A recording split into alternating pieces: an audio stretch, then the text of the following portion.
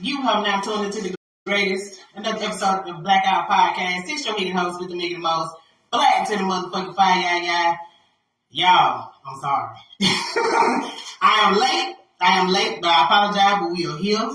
Y'all already see who I got beside me, Miss Danielle Hughes of Dolly by Dolly. How you doing today, Danielle? I'm great. Wonderful. We have had some technical difficulties a little bit today, running late, all kind of things, but we're here now. So, Dolly by Dolly.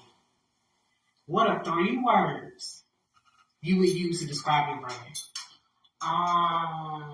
Diverse, unique, and expanding.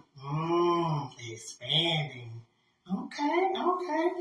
Why did you choose expanding? Because I still got a whole lot more growing to do. And I want to venture off into different stuff.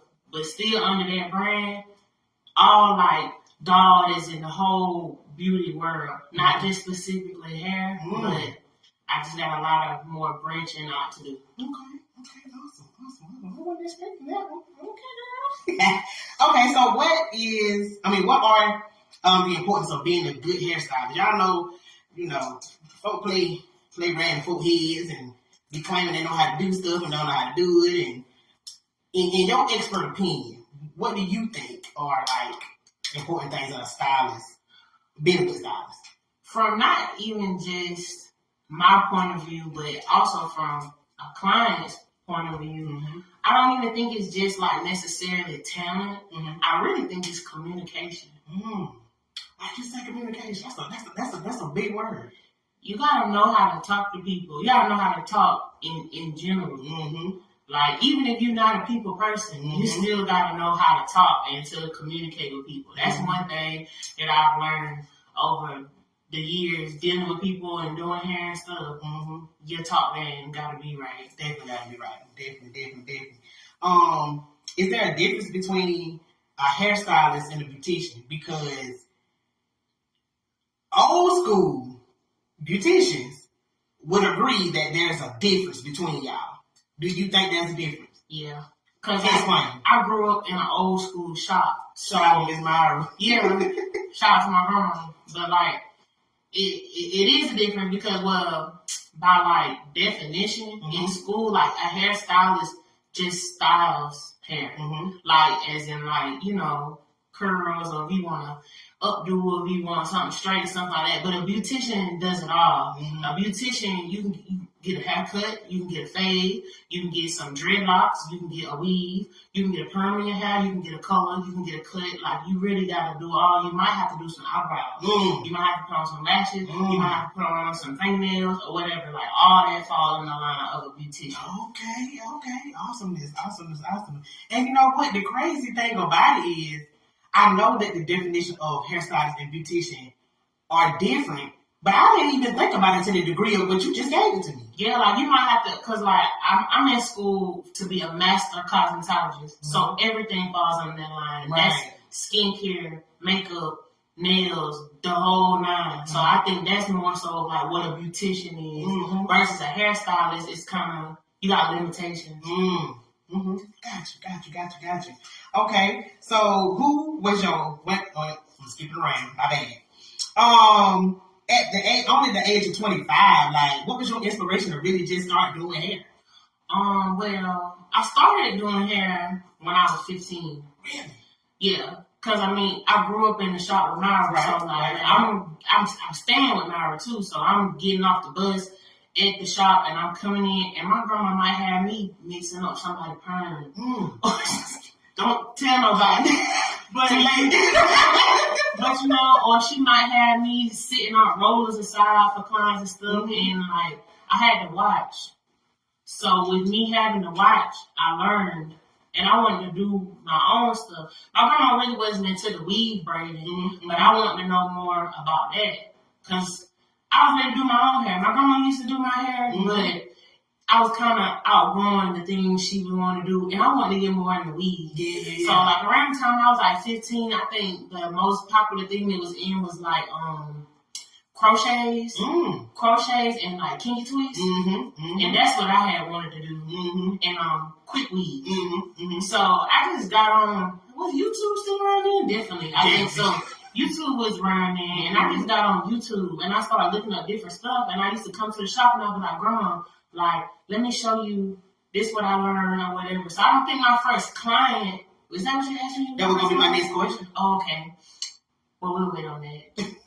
But yeah, I just started practicing on my own head during the weaves, and I would show my grandma like what I could do, and she'd be like, "Oh, that's nice. So you need to practice more on that." Yeah.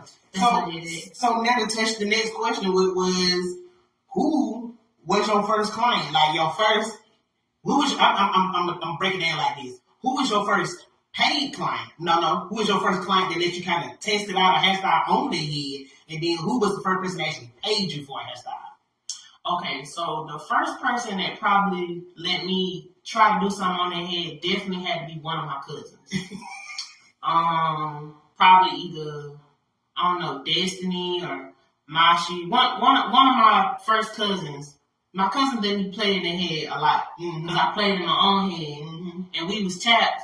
Nobody wasn't really trying to give us no money to get out. That wasn't the norm back then. Yeah. Nobody was getting their kids' hair did like that, like us on the regular. Right. So, yeah. Right. Probably one of my cousins' hair I did first. But my first paid client definitely probably came from my grandma's shop. I want to say, I don't know. The first one I can remember off bat really was, might have been like Danielle Hughes. Really? Okay, shout out to Miss Danielle Hughes. Yeah, I think my grandma was working in the shop over on the west side, beside the package store, and I had been showing her the braids and stuff I was doing, and my grandma was like, "You need to try to do the braids," and she told Danielle I could do the braids, and I think I did some. People don't get them no more like that, but it was the goddess braids. It's like an overhand kind of French braid with weave. Okay. Yeah, so I think it might have been her, and at the time, I don't think I may have charged them like $5 a braid.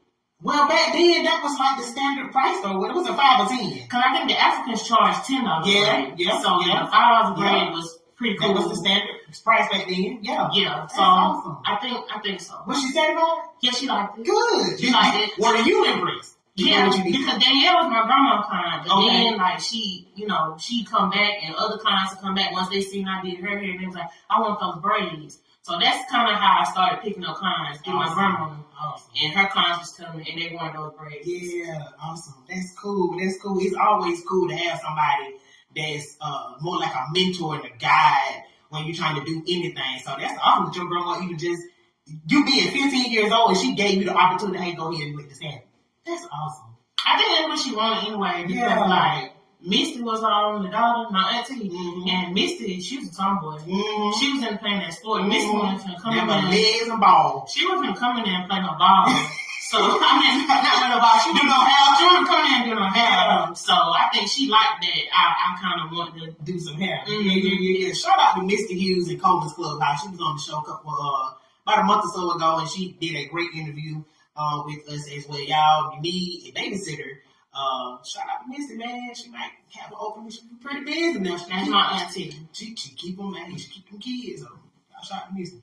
All right. So, now we are in the generation of wigs.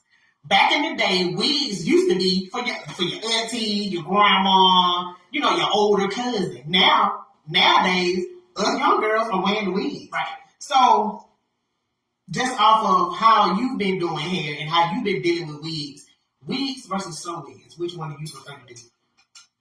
Which one do I prefer to do? I'm always going to be a sewing girl. Why? I love it. Why? I guess growing coming up in the era I did doing hair, I like natural looking things. I mean, you can do a lot to a lace to make it look natural. Right. But I just don't think it beat this sewing. I like the sewing. I like the longevity you get out of the sewing. I like to me, it's the versatility you get out of the sewing, and it's just durable, and it just looks so. For a black girl, it just looked like that can be your hair. Yeah. Classic, timeless look sew-in for me. Yeah. The girls like the wig. Yeah, like, I am a sew-in girl. Me too. I love the traditional sewing, and I have already said that I'm gonna buy me some. I'm gonna recolor my hair, honey blonde, and I want you to do the sewing. They're coming back. Yes. I would love to do your sewing. The sew-ins are coming back. Whoever told you that you can't because you natural with your leave out, that's a lie. Yeah. It's methods. Yeah. It's ways. Is it? Yeah, you just gotta know what you're doing. Right. And you gotta know how to keep it up. Yeah. But it's simpler than keeping up a lace. Yeah. Believe it or not. I do believe it. I honestly, don't get me wrong, y'all. I was so against them wigs when they first came. I was like, yeah, I don't know, paying on no damn wigs. They're old folk shit. But then, once I started seeing them, look, cousin the show. But we still love the Lord, don't get me wrong. But,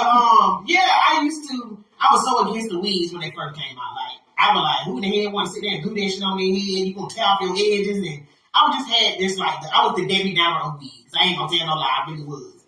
But as time progressed and I saw the versatility of the wigs and what you can do with them, I said, I'm gonna try them out. I tried them. I liked them to a degree. But my cousin Kaylin, shout out to Kaylin, she did my first one, my first couple. And I love them. They looked great. She did a wonderful job. But I had to tell Cole, I said, Cole, look, put that glue on my head the last 2 days. Because I don't like nothing on my head.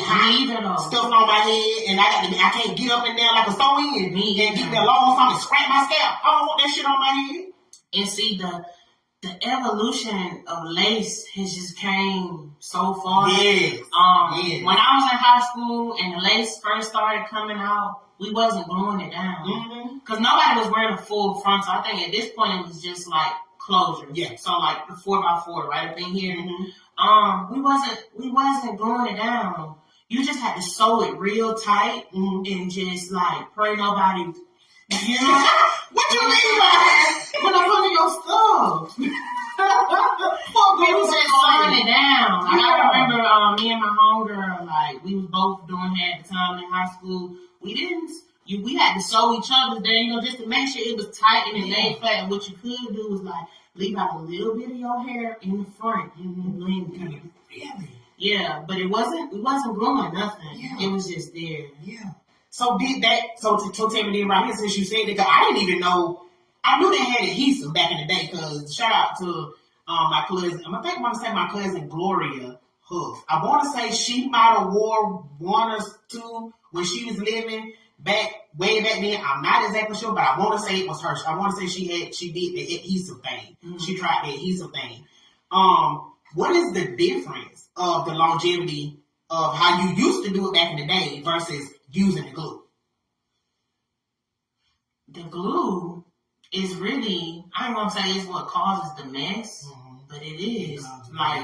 Cause when we wasn't gluing it down, it wasn't no mess. So it lasted as long as you wanted to. As long as you want to comb your little hair back on top of that closure and try to make a little blend or press it out, or if your closure was, because that's the thing with lace, your hair is gonna grow. So when your hair grows, it's gonna lift, or whatever, it's gonna slide back. So if your hair was just growing out, all you had to do is get it taken up, put it back down. But with the glue, now you have to, it's a whole process with the glue, with the cap, with the makeup, all that. You gotta go back in, you gotta clean it, you gotta do a lot, it leave residue, you might have to boil it. You have to boil what? The lace. Really? Yeah. I didn't know that. I recommend my clients, when it comes to cleaning their lace, because I do prefer to always work with clean lace, because it's just time consuming when you come with a dirty wig. I tell my clients to get some hot boiling water and Dawn dish detergent soap and let that lace soak. That's the only way it's going to take off all that glue, all that makeup, and start over fresh, like from scratch, like a new lace. Because if you don't, it's still going to have that dirty residue and that makeup, and your style is not going to last long because it ain't going to stick like fresh lace. Yeah, so that's the only difference I see between that. Like that, when you add that adhesive to it, that's what causes, the mess. Because, they have glueless, the glueless method now. It's way more convenient. Yeah. Are they just as, the glueless method, do they hold down just as well as the glue? Yeah. Okay. I mean, because it's not glue. Mm-hmm. It's just on there. Mm-hmm. Like I said, you just gotta make sure nobody be all in your business. Yeah. Right. It's just like that. Okay. And you can take it off when you want to. Yeah, see, I think I want to try those. Because, like I said, I like the wigs now. But I just don't like that glue. And my head sweat really bad. And no matter how much I put that glue on my forehead, and no matter how clear it get, how dry it get, 9 times out of 10, that white shit gonna roll up around my edges. So I definitely want to try to glue this too. And it was a Facebook status that I shared the other day, and it was talking about, I don't know, people paying the price for wigs, whatever, and what they felt like it was worth. Mm-hmm. But I put my comment on it because I said I'm a sew-in girl. I really feel like wigs are like, my personal opinion, they're really supposed to be for like special occasions. Yeah. I'm not a wig girl. Yeah. I'm not gonna have on a lace or a bust down every time you see me. I'm probably gonna have in braids because I'm going natural again, and that's more convenient for me. But yeah, you don't have to wear it all the time. I don't know who kind of made it the norm or made people feel like you have to have it. You don't have to have it. It's really not that well for you to have it that often. Your scalp needs to breathe. Your scalp needs water every day. Your hair needs water just like your body needs water every day. It needs moisture. It needs oil. Educator. Like, you don't need to just have a wig on your head for days or weeks on end at a time, and you ain't even doing nothing but maybe lifting up the back and scratching it. That's not good. You should give it a break sometimes. Yeah. That's what I'm going to say. Because people want to do what they want to do or what's best for them. Because some people might disagree with that. And some people might say, well, my hair do just fine with you. That might be your hair. But just overall, my opinion, I don't think you should have to do it all the time. Yeah. I agree. Because, like you said, some people, it do fail on some folks' hair. And then some people hair, it take it out. Because like mine, my hair is thin. And anybody that do my lace, Karika did my lace before, and I had told her the same thing. Do not put a lot of this shit on my forehead because I'm going to want to rip this bitch off on Monday. Yeah. And that's what I did. It's the Sunday hit after I did my birthday weekend. She did the blonde wig. Did my birthday weekend. By the time I went back home from Greenville, my wig was already lifting up around the front, and I was happy with it. And see, I've gotten to the point where I don't even glue my wigs down anymore. Really? No, I just hit it with a little spray. Yeah. A little adhesive spray, like I might spray it one time, spray it 2 times, let it get a little sticky, and boom. And that definitely gives me the 1 or 2 day wear. Because I'm not wearing my wig no more than 3 days tops myself. I gotta take it off. Yeah. Because I have psoriasis. Really? I have scalp issues. So my hair has to breathe. And that's mainly why I wear like a lot of braids and locs and stuff like that. Yeah. I have to do something to my scalp every single day. Right. If that wig is on my head and my head sweat and the moisture and it's not getting no air or circulation, I'll have a flare up. So I've heard of psoriasis before, mostly on the skin. How does it do on the scalp? It's the same. Well, I have psoriasis. Like it flare up on my skin, but not so much.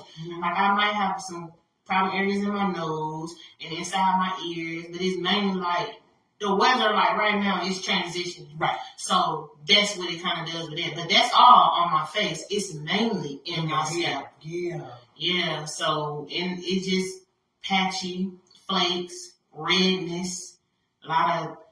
I don't know, it be sore kind of like irritation. Yeah, real bad irritation. So that's why I have to let my scalp breathe. Yeah. Do you have to take like a medication or just kind of keep like moisturize, well moisturized and stuff like that? Luckily enough, I don't have to take medication for it. I just have to keep it up. Okay. And keep it clean. Okay. Like some people say like they feel like black people, you don't have to you should not wash your hair. Or your hair grows better when it's dirty. I absolutely disagree. Really? Yes. I feel like you should wash your hair just as much as white people wash their hair. Like you should, I mean, for me, my routine, and like people be wondering like why their hair be so dry sometimes and why I won't retain moisture. Try like maybe washing your hair every 3 days. Yeah. And see how your hair texture will change and how it'll start to absorb moisture. Your hair needs to be clean. Your scalp needs to be clean. If your hair is dirty and you're not washing it, your pores are clogged. How do you expect hair to push through and grow? Yeah. It needs to be clean. It needs to be stimulated also. And your hair grows best with low manipulation. Not because it's dirty. it's growing because you're not doing nothing to it. Like this braid style, I don't do nothing to my hair. I barely even put on edge control. I slicked the back a little bit there because I had to go to church. Yeah. But other than that, my edges just be nappy, and Bert be getting on to the shit. Bert be like, you gotta do something with that. We finna go somewhere and eat. You need to calm them things back. And I be like, okay, I'll do it from there. But I don't even like wearing edge control like that. Because if you look, I'm just talking, but y'all probably didn't notice. If you look on a lot of edge controls, they have a lot of harmful stuff in it. Edge control is probably not the best stuff for you. I wouldn't put no edge control on every day. Like, if you want to do it for, just a little style or something like that, then cool. But every day with the edge control, no. But if I do put on edge control, like, multiple times throughout the week, you need to spray your hair with some water, get the old edge control off, make sure your hair's clean, do a little stimulation, do a little oil, then reapply it. Yeah. Tie it down, stuff like that. Yeah. But just slap it on every day. And keep slapping. You keep like, what edge control turn white? It's only turning white because your hair not clean. Damn. Look at that. Preach it. You better preach that shit. I don't even expect it already. Think y'all gonna throw my brain folks on here over here. They talking about. No, I ain't know that. I mean, I knew that, like, why your hair probably turned white because you have dirty. I knew that part. But I'm like, I don't like shit on my head. When I be at home, I ain't got no man. So I be at home, bitch. I don't look like this. Y'all see that in public. Sometimes, some days, I have that hair on. I don't have no nappy hair anyway. But I don't put no shit on my head too fast. Because I don't feel like it. Lately, my routine I've been using your oil. Shout out to you, girl. I've been using your oil. I just get a little spray bottle of water, especially when I got in braids, or even when I got in my wig braids. And I just spray my scalp with water, and then I go over with the oil, and that's it. Yeah. That's it. Yeah. Now, see, what I do with mine is I do leave-in conditioner probably every day. I will. I do wash it only once a week. I think more or less I think it's thin. It's so thin I don't want to be rubbing all my damn hair out. But I wash it once a week. And but your hair looks like it retains moisture. It does.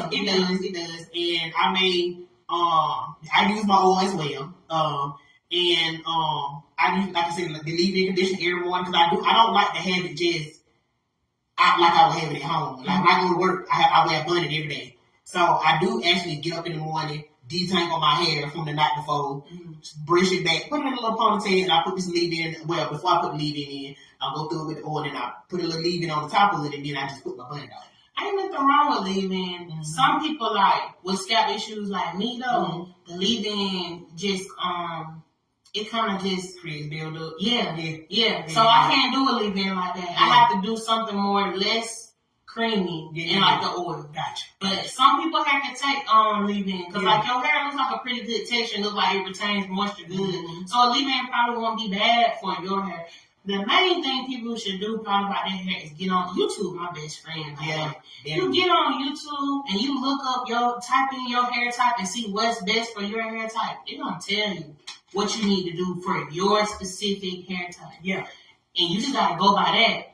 Just because the product on the store in the store say natural, that don't mean it's for you just because you ain't got no perm. You gotta find out what's best for your hair type. Right. Now I'm gonna ask you this right here. Speaking of hair type, how do you know what type of hair type you have? Because I've never understood it. Like my brother, how about 4C? I don't know that we have. I don't know if 4C is kind of more of a rougher type. I don't know what type of hair we got. Because our hair is like really. I don't think it's 4C. I'm sure it's not it. I don't think it's 4C. But how do you know? Like how do you know what clarification your hair is in? So I heard about hair types like some years back, and I went on YouTube to see what it was about. And basically they showed me a porosity test where you take a strand of your hair in a glass of water and you drop it in a glass of water, and depending on whether it sinks or floats, if it was high porosity or low porosity, which also means like how much it can absorb moisture, and also curl pattern. So some people have like a loose kind of wave curl pattern. Curl pattern. I think that's like, I guess you consider that like the A's. Okay. So, like A, and then you go from B, which is kind of like a medium kind of course, but still kind of okay. Maybe you're probably like a B. And then the 4, that's like nigga hair, probably. That's like me. That's what I got, probably. Yeah. Yeah, Nigeria, almost. And that's what I think. That is, I'm pretty sure that's what the 4C is. Yeah, more the thicker. Okay. Gotcha. Thick, coarse. Not like it ain't even a wave pattern anymore. It's more so of a spiral type of thing. Gotcha. Yeah, and you can feel it though, because like you can see it like a really fine piece of hair and a thick, coarse piece of hair gonna kind of remind you of something like maybe like a piece of braid in your hair. When you pull it, you can see how strong it is. Yeah, gotcha. Cool. Let me tell y'all something.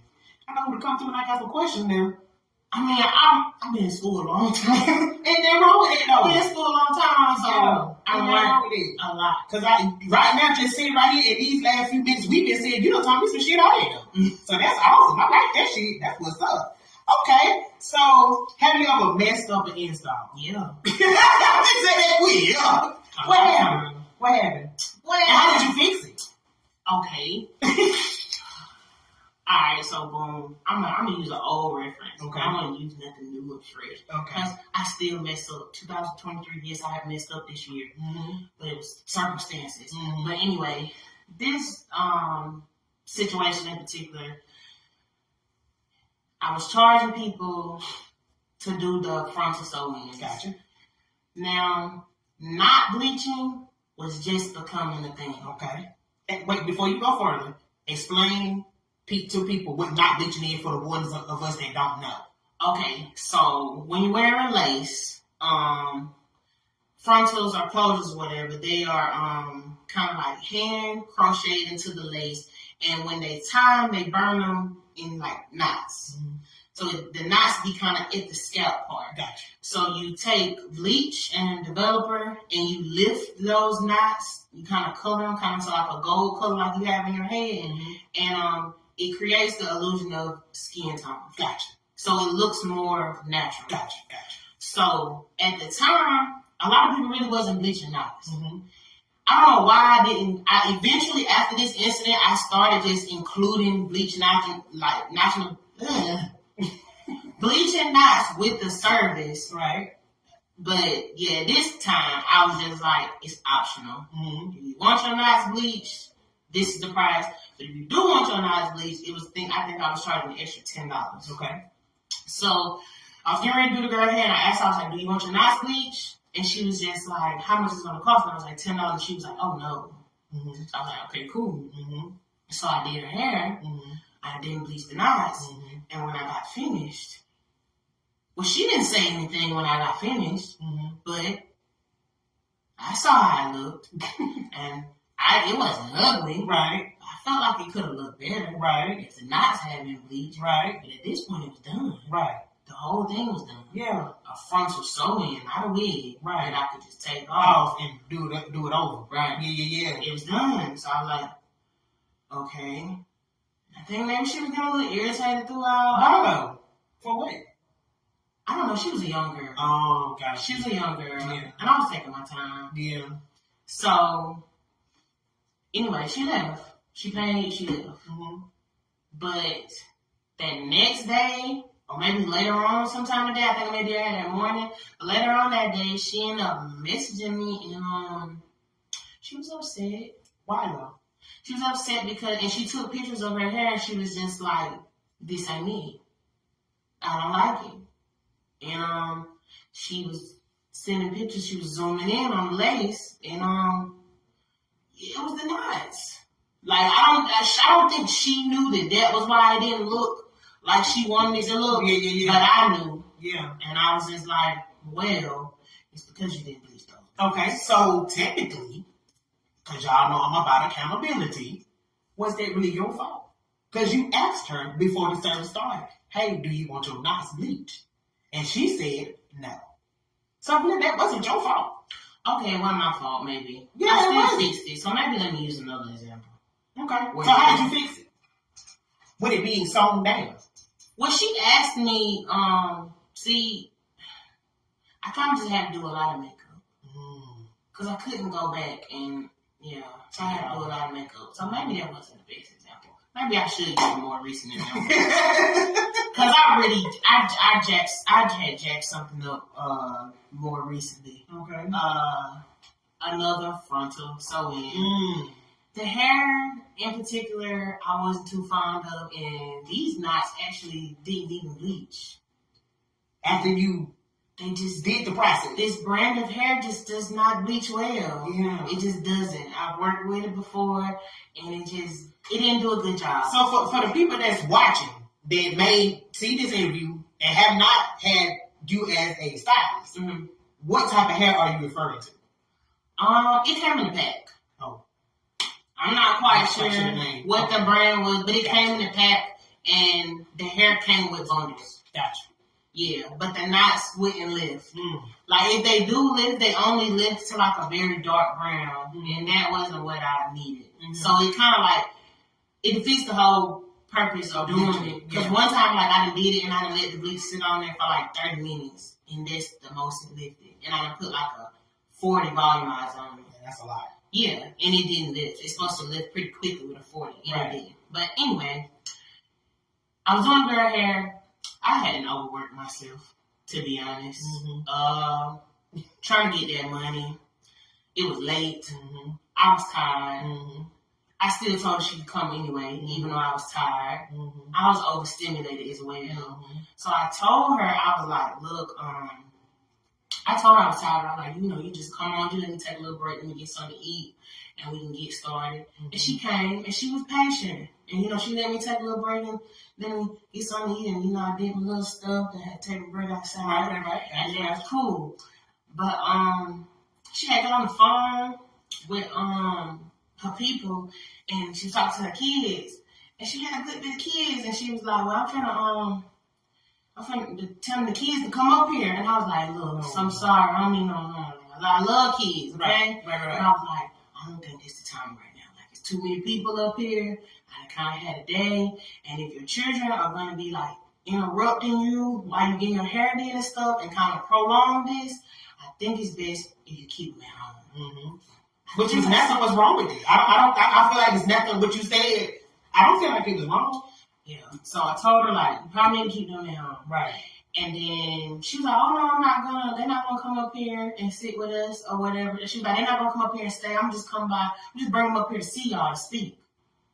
Yeah, but I like kids, so I'm like, okay, she want to listen to the kids, hey, okay. But she came up here and she brought her kids. How many was it? It was 3. Okay. It was a lot. Rough. That was rough. There was other kids here as well. So it was too. It turned into a jungle gym. She also brought her her significant other. Gotcha. He came to party. And I don't know if he was lit. Yeah. And he kind of had started talking to me a little bit sideways while I was doing her hair. Like, he kept kind of like coming in. Did he know you? No, like snapping. Oh, wow. Like saying a little slick stuff. Yeah. Like I said, I was already overstimulated. I had to work all that day. Yeah. I didn't feel like playing. He might have just been playing. Yeah. I wasn't in the playing mood. Right.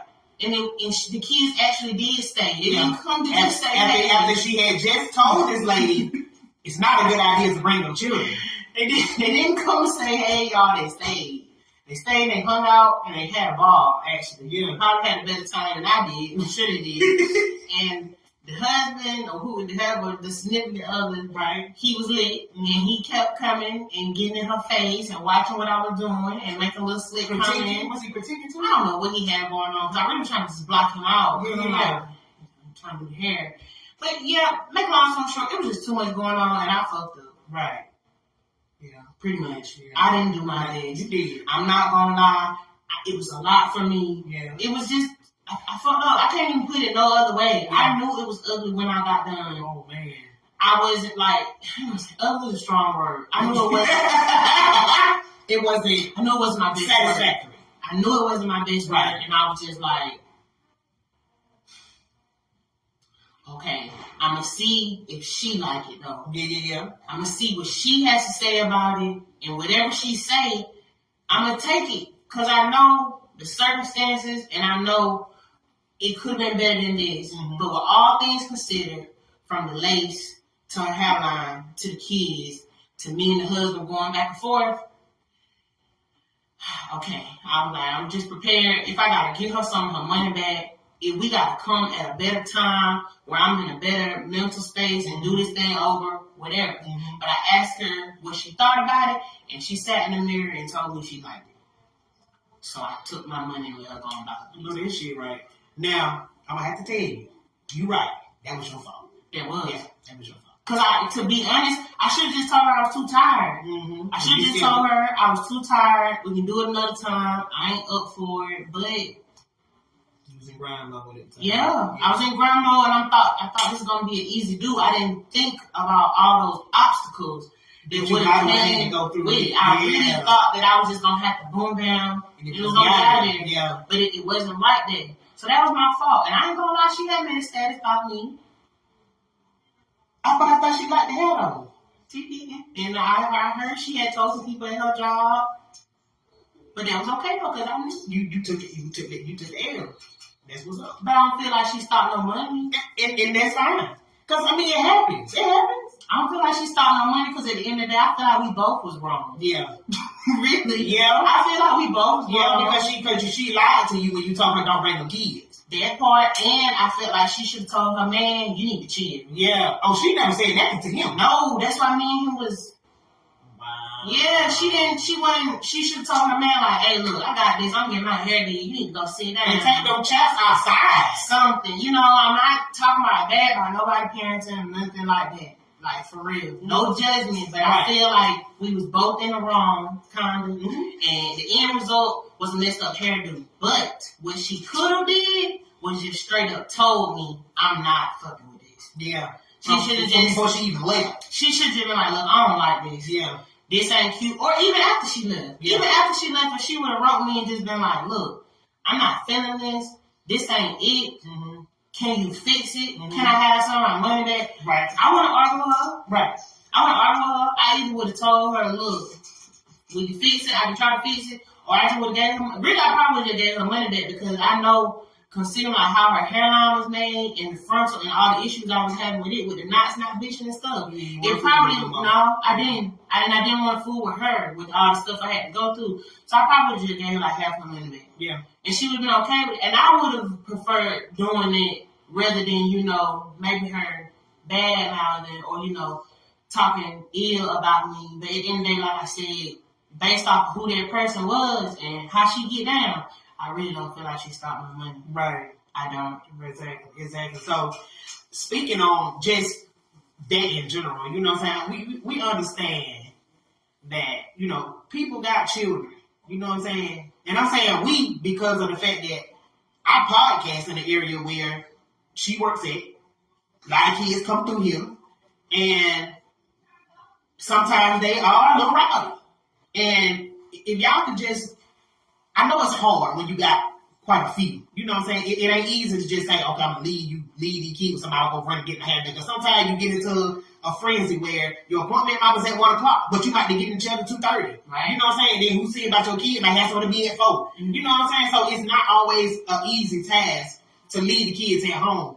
But still, if there's a possibility that you can possibly leave your kids with somebody while you get your hair done, that'll keep a lot of the You can try, but I mean, even if you can't, if it just so happen like most of the ladies that work up here at the shop, they all got kids. Sometimes their kids have to come up here. That's true. It don't bother nobody. We women, right? I'm pretty sure we done raised some kids, grew up around it. It don't bother us, yeah. But it helps out if you can discipline your children. Yeah. Or be mindful if your children are not like suitable to be in this kind of environment. Mm-hmm. Or maybe if they're like, you know, some kids have like ADHD and stuff like that, and they can't take too much going on at one time. So that might make them feel just be mindful of the type of environment you bring your kids in. That's true. It's music playing. Yeah. It's a lot of different conversations going on. It might be a TV on. That might be too much for them. Yeah. If you're gonna bring them in, just be prepared. You know, like have them some snacks, have them a little juice, give them a little tablet. Whatever it's gonna take them to just chill until it's over with. Yeah, you know what I'm saying? That's true. But at the same time, don't be letting them like just do whatever. Just tell them, hey now, sit down. You need to chill until I get finished, or or try to persuade them like you'll get a reward if you something like that. Yeah. But I don't like when people just come in and just let their kids do whatever. Just got them hang off the motherfucking chandelier. And then you look at us crazy when we have to tell your child, stop, no, put that down, sit down. Exactly. I mean, what we supposed to do, this our place of business. Yeah. You know what I'm saying? We got to make sure stuff stay how it is. Mm-hmm. Mm-hmm. And a lot of stuff that they, what they mean about it is a lot of stuff that they have, it coming out their pocket. I don't want your child up there buying all that shit. You know what I'm saying? We love kids, don't get us wrong. All of us got children. Yeah. But, like you said, you gotta come on now. Yeah. Be mindful. But you bring your kids around, the environment, how they gonna react and reciprocate to what they see and what they hear. So that's understandable. Okay, cool. Okay, so what is the most challenging thing about being a stylist to you? For me, staying consistent. What do that mean? What you mean by it? Cause, okay, so now we've entered the era of like content, posting on the regular. That's one of my weak little points. You're not able to post content a lot. I'm able to, I just don't want to sometimes. I really don't care for social media in those kind of ways. Yeah. It's very time consuming. It is very. I don't like. I got to the point now because I'm like, I feel like it's so tiring always having to post each individual style you do, and that may be what I need to do. But I got to the point now. When you go on my page, I just have a thread. I have a thread of all the hair, majority of the hairstyles I've done since like the beginning of this year up until now. It's probably gonna end up being 500 pictures by the time it's all out, but I just have a thread. And if you want to see my work, the thread is pinned on my profile, and you can just scroll through that. Instead of like posting individually, like I did this today, it's a lot. Yeah. I'm not the type of person that posts on social media every day. Sometimes I will get off social media for weeks or even a month at a time, because it can just be a lot to me. Sometimes. It can. But I want people to see my work, right. But I'm just not good with staying consistent with posting. I don't think that's the wrong way, though. Because even though it's not a consistency with the posting, you're consistent with the hair. Because people gonna post and they're gonna tag. See, the thing is, because of how this became the norm now, a lot of people assume when I'm not posting, I'm not working. Who gives a fuck? But I'm saying that's what people think. I get it. If I'm not on social media and I'm not active, they will inbox me and they be like, "Hey, are you taking a break right now? Are you not doing hair right now? Or something," because I'm not posting consistently. Yeah. But I still be working. Inbox still be jumping. Clients will still be rolling in. Right. I'm just not posting. Yeah. I can do better with it, though. Yeah. You can do. But don't allow it to affect you to the point where you just like, okay, I'm having to keep doing this shit. It get on my nerves. Yeah. You know what I'm saying? Don't never let it fuck with your mental. Always, if you being how you are with it, and you just got your thread up there, people know who you are. You know what I'm saying? I don't feel like you have to just go far beyond the call of duty. I just don't think I'm like a content creator. And ain't that wrong with it? Because like I got a TikTok, but I don't use my TikTok to like promote my hair stuff. I use my TikTok to like, I be posting funny stuff. Ain't that wrong with it? And then on social media, I like to see the jokes. Yeah. I like to share the funny videos. I feel like I could utilize it a whole lot more for my business. But at the end of the day, I feel like when it comes to like Facebook, it's really it's local. I feel like if I'm going to put my energy into posting content and work, I really need to think kind of like global. More so like Instagram, where it reaches a lot more people, or Twitter, or YouTube, or TikTok, but not just Facebook. Right. Gotcha. I understand that. Do you believe clients and stylists should have a certain relationship? Yeah. Because it gets personal. It gets deep. When people sit in your chair, they feel like they can confide in you. Some clients, I feel like I can confide in them too. We have relationships. We might not be friends, or we might not go out to dinner or get drinks or something like that, but yeah, it gets personal. I think it's vital that you have a relationship with your client so they can feel comfortable. Yeah. And you gotta feel comfortable with them enough to tell them sometimes, look, I don't think your hair is gonna fit this style. Talk about that. Yeah. Talk about that. Go into that a little bit. It can get like that. Like some people might want something and they might bring a picture and they be like, well, this is what I'm going for, this is what I like, and you have to tell them. Like I had a lady come in here the other day and she had a very short haircut, but she has to be in a wedding and they want her to get a low knot bun. And people was recommending her that she just get a wig and do it like that. But she said she don't want to spend the money on a wig because she don't wear wigs. Mm-hmm. And I told her, you got a low haircut. You trying to achieve a slick knot bun. If you put the wig on and you got so much room in your wig, it's not gonna look good.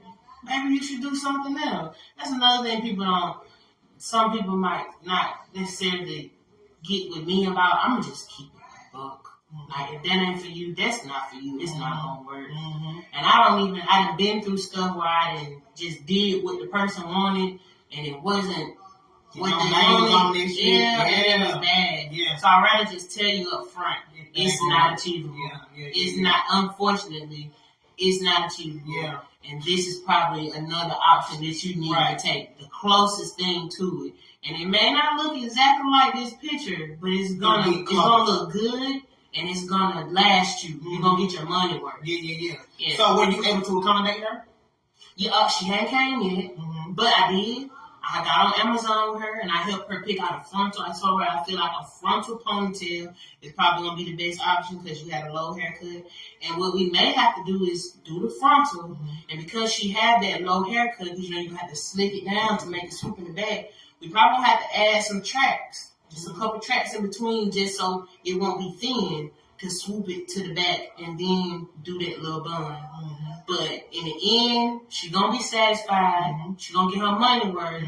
And she's going to give whatever, the bride had asked her to look like for the wedding day. Okay. And I think that's what's most important. That's what's most important. That's right. That's awesome. And I think it is a great thing that you be, like you keep it 100 with your clients and people that come to you and say, hey, I want this right here. And you just, nah, that ain't going to work. And it's not that she being nasty. It's just, she trying to save you some money and some time, save herself some money and some time. And she got a brand to withhold. So don't take offense whether it's Dolly or whether it's Kaylin, whether it's Karika, whether it's, whoever we use, Chantel, whoever. Don't take offense to them when they tell you, hey, this might not be what you want to go for. This ain't gonna look good on you. That color ain't for you. Just take it in stride and just be like, try to see what they suggest. Don't get upset. Because I ain't never get upset about it. They trying to help you. You know what I'm saying?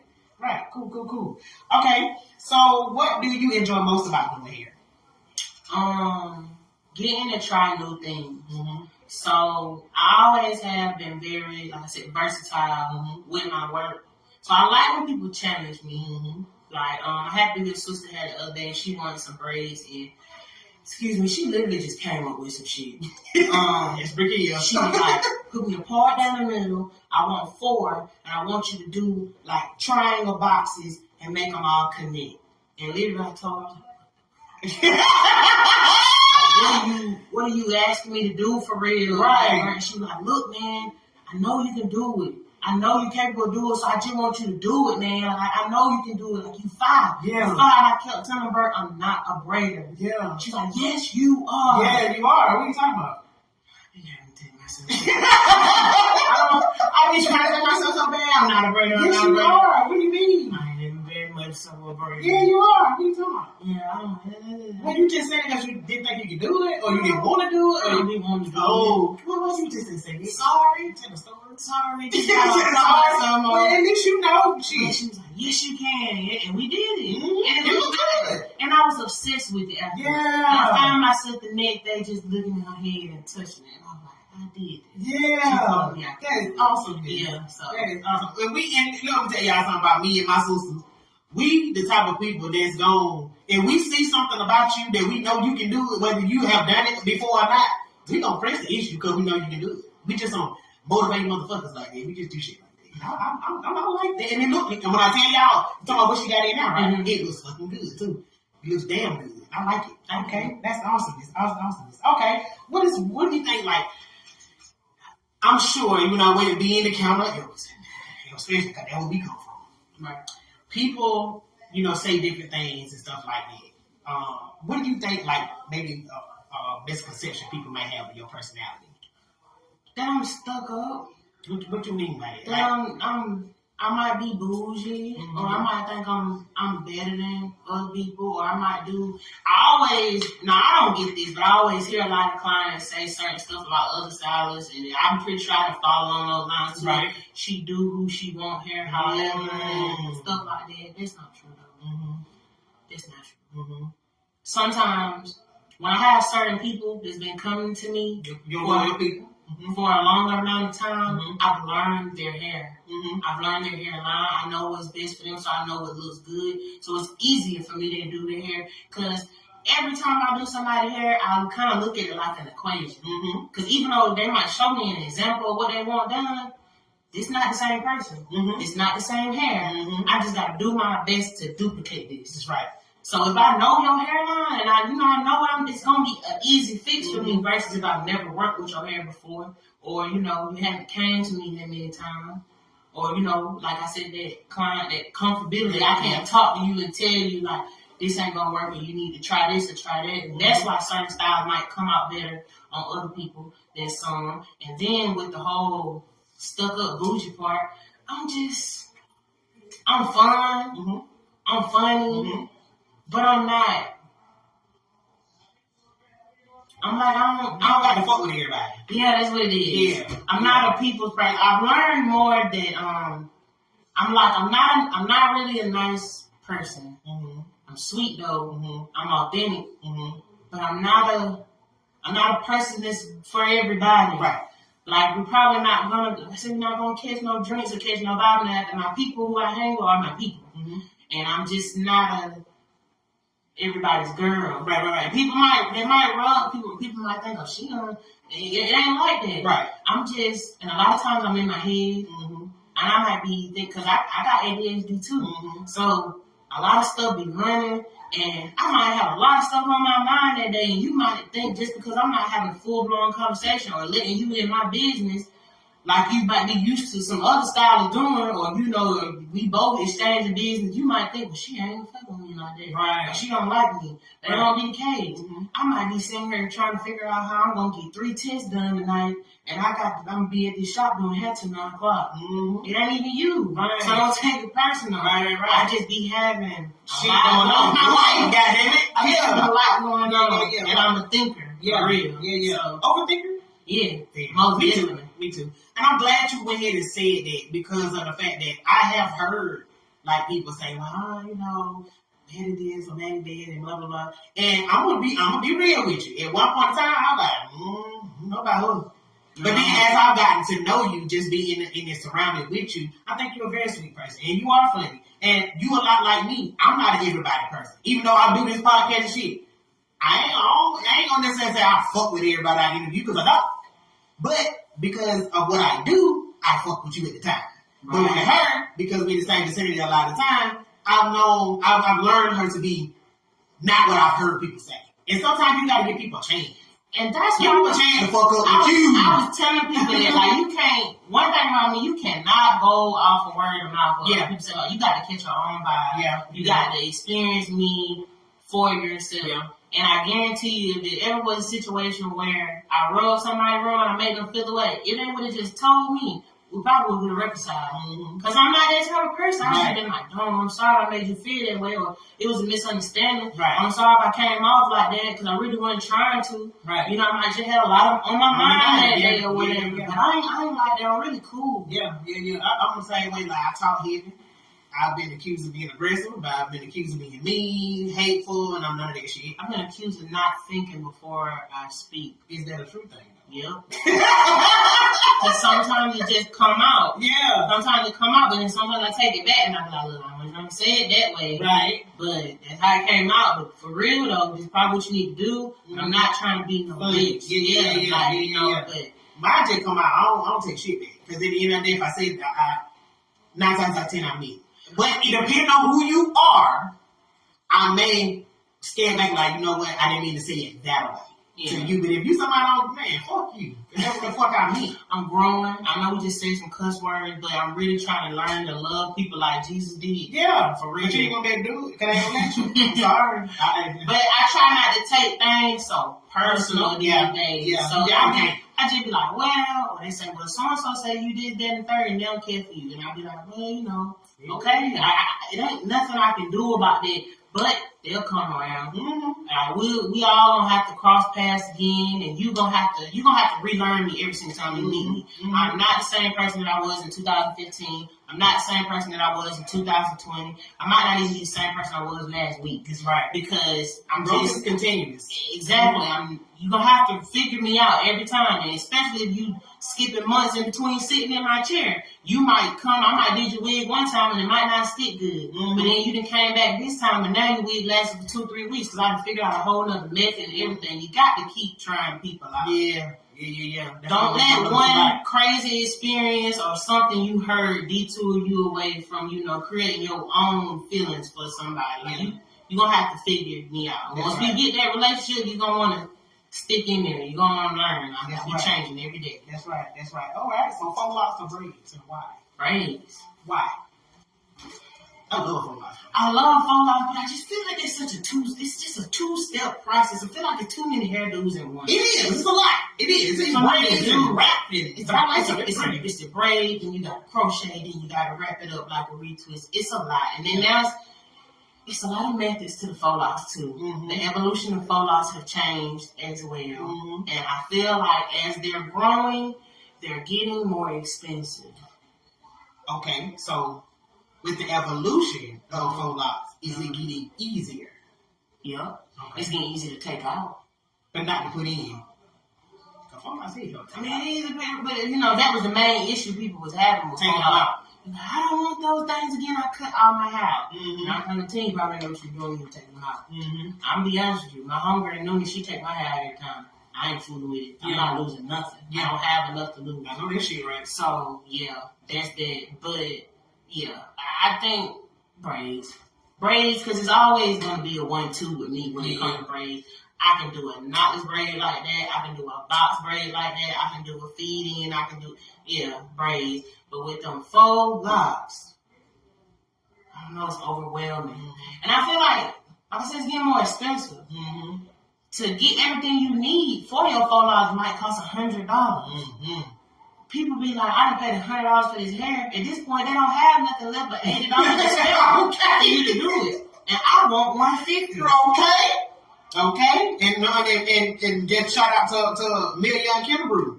She want $200 for her. With $180. I'm sorry, she want $180 for her, but she do include the hair.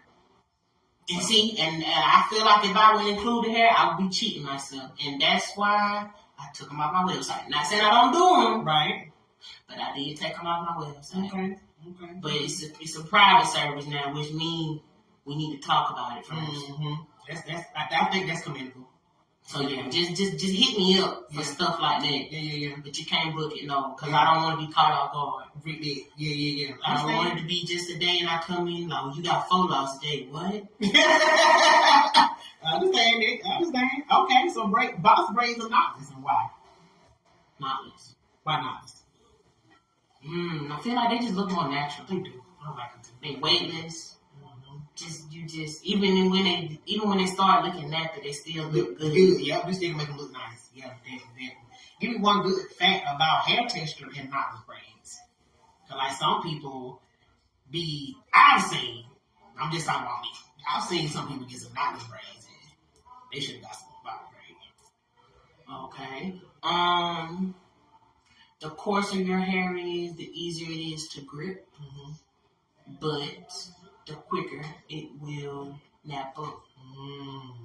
So it's kind of like a pro and a con type of thing. Gotcha. So yeah, if it's really coarse, your hair is probably going to start getting frizzy and it's not going to look as well in a shorter time frame than somebody's hair is kind of on the straighter side. But if your hair is on the straighter side, it's going to be harder to grip and it's probably going to be a little loose. Yeah. But they, even though they get loose, they still, like you said, they still look good. They still look good. Yeah. They still look good. Okay, so we're gonna change gears a little bit here. Congratulations on the baby. I'm weird. Thank you. So we saw your maternity pictures that you posted. Shout out to William Burton for your t-shirt. Mm-hmm. He also came on my podcast, and shout out to Redemption Studio. I gotta get y'all girls on the show too, man. Gotta get y'all on the show too. Shout out to them for your pictures. You look awesome. Wait, when did you take those? A little while ago. I was kind of going through a debate where I was gonna, I don't know, maybe put a little Drake hide the kid from the world, hide the world from the kid type thing. Right. But I ain't gonna lie, you kind of forced me to come on out. I did. But it's cool. I wasn't mad about it because I feel like maybe I need to. So maybe I can kind of accept it a little bit more up here. A lot of people want to ask you, well, how do you feel? Like, are you excited? And I look weird. Like how you just told me congratulations because I'm going to be completely transparent. I'm scared. I'm scared as hell. I'm happy, but I'm nervous. It's a little personal. I'm going to be responsible for somebody's life. Mm-hmm. Some people don't take that as serious as I do. I feel like that's major. It's the reason why I'm about to be 26 years old and I have yet to It's a lot of responsibility. It is. And I'm already having, I be trying to keep my life within the lane of the road, So it's, I know it's going to be a challenge, but sometimes I'm a thinker. Yeah. So sometimes I think a little too hard on it. Yeah. But it's still a blessing. Yeah. As people say. It is. I'm going to tell you this right now. I'm going to be honest with you. I only got one. And it's amazing being a parent. Just they gonna get on your fucking nerve and tell you that now. They gonna get on your last nerve. But at the same time, they gonna be your little person. Like, that little person love me. I love them. I don't care how much they get on my nerve. I'm gonna take care of them, make sure they okay. You know what I'm saying? And I feel like you're gonna be a good mom. Like, it ain't no instruction codes in them little motherfuckers. It ain't. They don't come with no instruction. They don't come with no guide, no nothing. You just gotta use your instinct as a parent. What I want this for myself. What I want this for my child. Yeah. If this environment ain't right, don't bring your baby into it. If you can help it. You feel what I'm saying? It ain't no rules. You just gotta roll with it and just see what happens. You can get suggestions from your grandma, from your mom, from your dad, from your friends that already got kids. People are gonna help you. Ain't nobody just gonna leave you out there by yourself. Don't know what the damn do. You know what I'm saying? You don't been around children long enough to you know how to do. You know what I'm saying? I'm the oldest sibling of too many. Yeah. So I done raised a lot of kids. Yeah. So you got this thing in the bag. It's just the fact that you can't give the one you have and you just can't give it back. That one gonna stay with you. Pretty much. Yeah. It's just it's just be a little.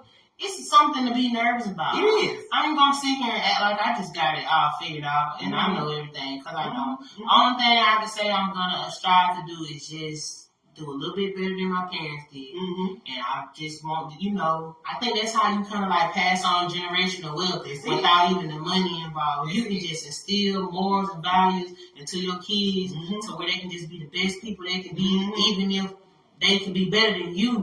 At the end of the day, I'll be content knowing I did that. I made a person and I left a legacy and they decent. They got sense. That's right. And they capable of functioning out here in this world on their own and they ain't going to be handicapped or they can't do nothing without me when I get ready to leave. Yeah. Long as I can do that, it's cool. That's right. With me. That's right. And and keep that thought. And you're going to make it happen. It's going to be fine. Promise. It's going to be okay. And it will help. Because we'll be here as long as you're here. We'll help. I feel like I have a lot of help, though. Yeah. I actually have a whole lot more support than I thought I would. Why? I don't know. We told you that, though. Because people really like me, apparently. Yeah. I think it's I just don't like people. But anyway. That's it. You like it. So, tell me, how has your pregnancy been, so far? How far along are you? I just turned 4 months. So how has pregnancy been? Have you been throwing up? It's been smooth sailing. See, that's awesome. That's how you know you're straight. I thank God. Yeah. It's been smooth sailing. I mean, I get nauseous. I get nauseous when I'm hungry. I get nauseous when I've been ate a little bit too much. But other than that, No problem. And that was just when you get nauseous, when you're hungry, that your baby tell you I'm hungry. Yeah. And then when you want to feel like you want to throw it up a little bit, that your baby tell you I ate too much. Yeah. That's it. Yeah. So, but no throwing up at all. Mm-hmm. I don't throw up. Thank God. Amen. And you still able to work. Yeah. Because there's some people that have to deal with hypertension, what they call is that high blood pressure? Mm-hmm. But they call it it's another name for it. Y'all help me out. I probably ain't gonna be able to see it. But another word for blood pressure, high blood pressure in a woman when she's pregnant.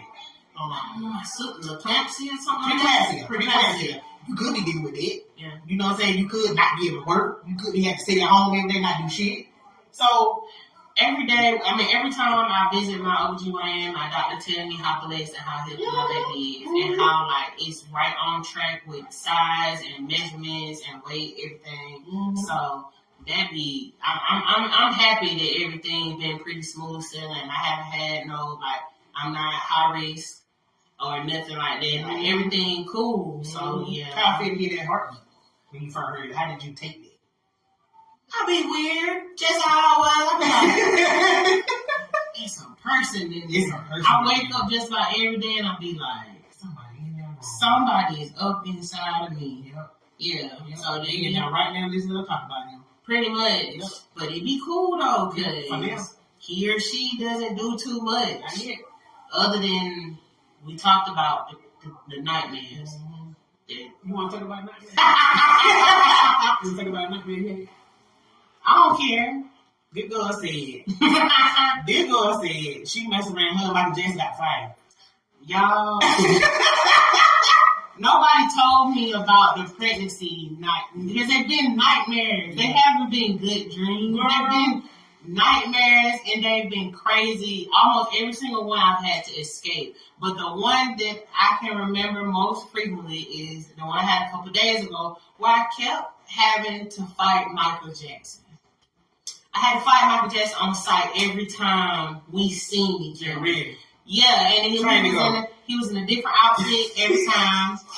He was in his man in the mirror outfit one time, and that's what triggered the dream she talked about. So I went to bed. I seen Michael Jackson. He was performing Man in the Mirror, and I remember I was singing and I ate the Velveeta macaroni and cheese before I went to bed. But I went to sleep, and all night long I had to fight Michael Jackson every single time I saw him. And I'm talking about I was whooping him. It wasn't just we was really going. We was going at it on the ground, just really fighting real bad. And one time he was Flex Washington Michael Jackson, not just regular Michael. It was different versions of Michael Jackson. It would be light skin one time, it would be dark skin another time, and one time it was Flex, and it was bad. I have been fooled. I said, so Michael J. whooped your ass. Hell no. Oh, he never won. Hey, that shit was like, y'all beat his ass. That shit never won, y'all. Just the fact that he thought, it's like every time we saw each other, we knew it was up. Oh my and I've never even had that type of experience with a real person before. Yeah. But it was like, they go Mike, okay. We gotta go ahead and get it. We gotta do it. That shit, man, when she told me that shit, man, I was in fucking tears, that nigga fool. I'm like, Michael Jackson, I listen to Man in the Mirror. That's why you asked that nightmare. Eating Velveeta, goddamn macaroni. Michael gonna goddamn come through that. Damn. Okay, so have you set any goals for yourself as a new mom? Yeah. Okay. Y'all ain't gonna get out of everything. Okay. Gotta get out of everything. And maybe not right now. Maybe not immediately. But I was in church today and my pastor gave me all the confirmation I need in order for me. I've outgrown this place.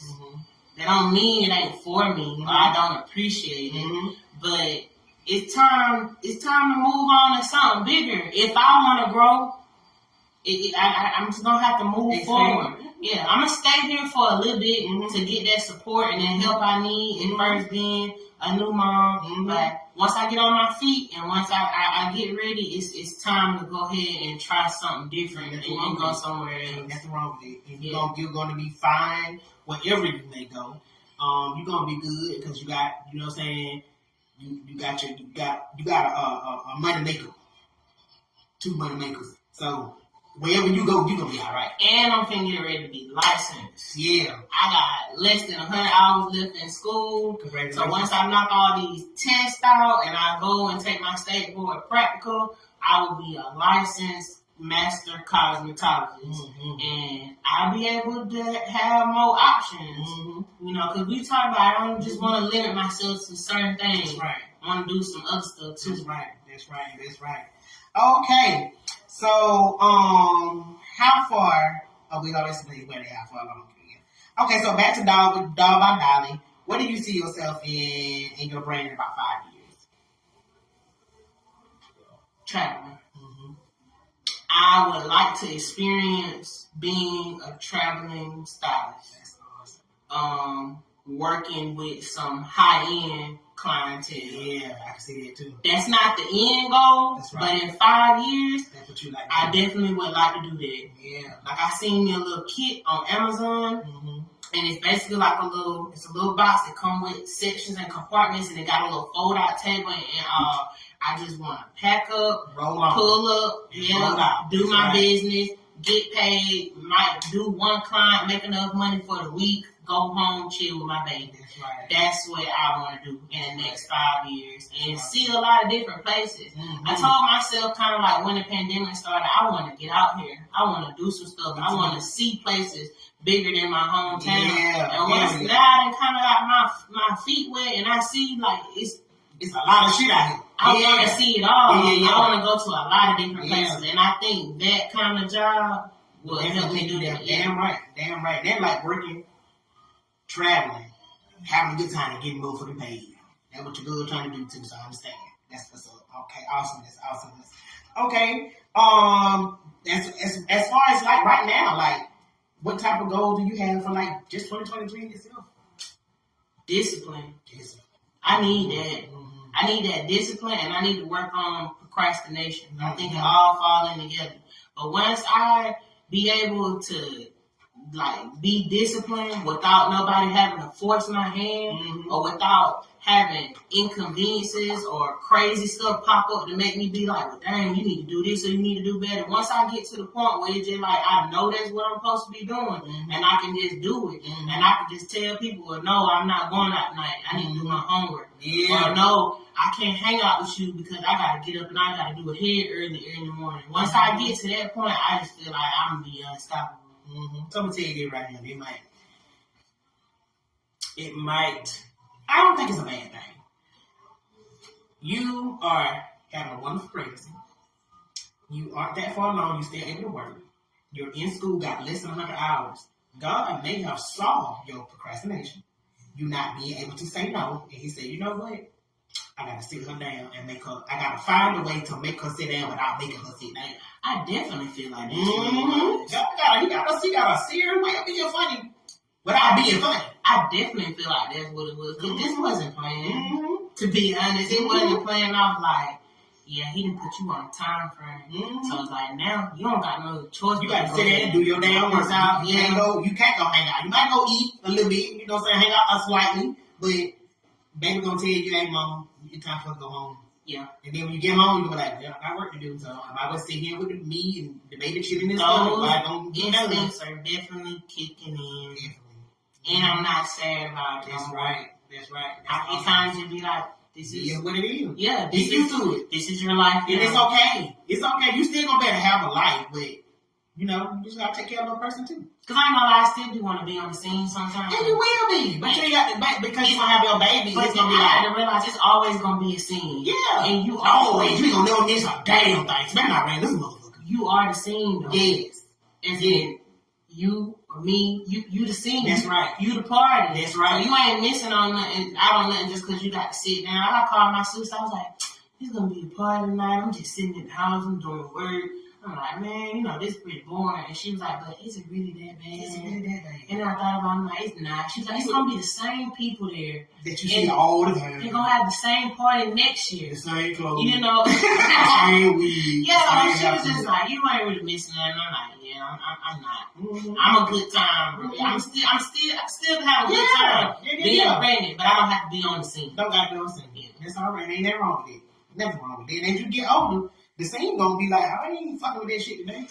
The night, they gonna be exactly. It's gonna get worse as you get older though. I think anybody like at this point, like 25 and up, we kind of feeling it. Like, fuck that. You know, I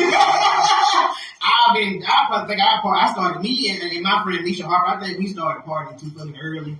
We were like 14, 15 years old. And by the time we turned 25, by the time I turned 25, had Alex, we were like, fuck party. We like, this is not the vibe that I need no more. Mm-hmm. So, you know, we just kind of moving on to different stuff. Like, we want to, me and Burgers already, like, I can't wait till we start going to stuff like rooftop parties. Yeah, that's what it's going to be about. The brunch and, you know, and stuff like that. I love brunch. I'll put my wig on. Not a wig, but I'll put my ponytail on my head for some brunch. Everything else, my edges. Exactly. Everything else, like a party. I mean, because I do what I do, I try. My sister told me, you know, she's like, you know, you're going to have to get out here and show your face to some of these people because of what you do. And I said, okay, I'll be trying, but I love y'all. But I come if I don't. It ain't nothing towards you. I don't fuck around. You know what I'm saying? Yeah, okay, cool. All right, so, well, we wrap this thing up, young girl. Is there anything else that you'd like to add? Come see me. Mm-hmm. Come see me at Real Elite Barber and Beauty. Not just me, it's a lot of ladies here do a lot of different stuff. Just come catch the vibe and the experience. Fuck what you heard. Mm-hmm. Come see about us. Because we got a whole lot of good stuff going on up here. A whole lot of black people just be talented, working it with fun. Like, you can, the zone up in here, you can come in here and just be yourself. You know, you might catch some realness. Like, we ain't sugarcoating, we ain't what you call bougie, none of that. Come up in here, catch the vibe. Currently, I'm only here Thursday through Saturday because I do go to school Monday through Wednesday. But it's other ladies here if you need them any other day. But just hit me up, or, you know, my booking link is always going to be posted on that pin thing on my profile with all my work. And just come see us. Well, I'm just going to say that. Social media and booking.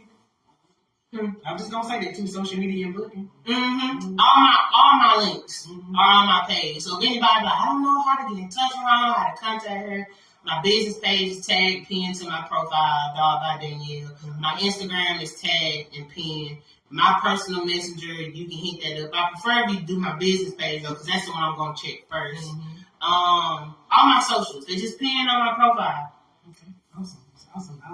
Well, baby girl, I'm going to go ahead and we're going to wrap this thing on up. I want to thank you for taking the time to come out here and sit with me, even though we've sat before. I was able to allow my audience to introduce themselves, you to introduce yourself to them so they know how you get in and what you're trying to do and how you moving and things like that. So I thank you so much for sitting with me today. Sorry about the inconveniences, but we did make it happen. I enjoyed it. I'm glad you did. Okay, announcement real quick. Friday, St. Patrick's Day, I got OTG Duke in the building. That'll be 7 p.m., so y'all make sure y'all tune in for that. Sunday, it'll be March 19th. Miss E. Nicole Johnson. That's my cousin too. Okay. I found out we good. The Miss E. Nicole Johnson will be here on Sunday, 3 o'clock. Y'all make sure y'all tune in to that. March 25th, Everton Civic Center. It's going to be a pop-up shop brought to you by Predestined Ministry in New Hope Fellowship Baptist Church, Pastor K and Pastor J. Y'all make sure y'all come out, man, shop with us, check us out, support, man. We're going to be out there. I'm going to be out there with the oil. Strictly Business going to be out there. Cincy by Carla Rucker, she'll be out there with the warmers and the house fresheners and stuff of that nature. Who else gonna be out there, man? Jamel, Vintage Death gonna be out there. A whole lot of black. Is she still out there in the spots? You have to inbox it. Okay, inbox or call her. I'll give you your number. I'm gonna call her because she probably still got some. I'm gonna see you got some spots, and I might be out there. I'm gonna see. Danielle might be out there. You know what I'm saying? We're gonna have a lot. There's gonna be a whole lot of black shit going on out there. Instantly black shit going on out there, man. Y'all make sure y'all come out. And I want to go ahead and shout out 8x1 Mosky for my. Let me move this out the way so y'all can see my shirt. For my popular introvert shirt. Thank you so much, Mosky, for thinking about your girl. I really do appreciate that. I think that's about all I got, man. You all have tuned into the greatest. Another episode of the Blackout Podcast. Each show here, the host with the Mickey Mouse. Black to the motherfucking fire, y'all. And y'all already know my motto. If you ain't about the Blackout Podcast now, it's fucking later. Peace.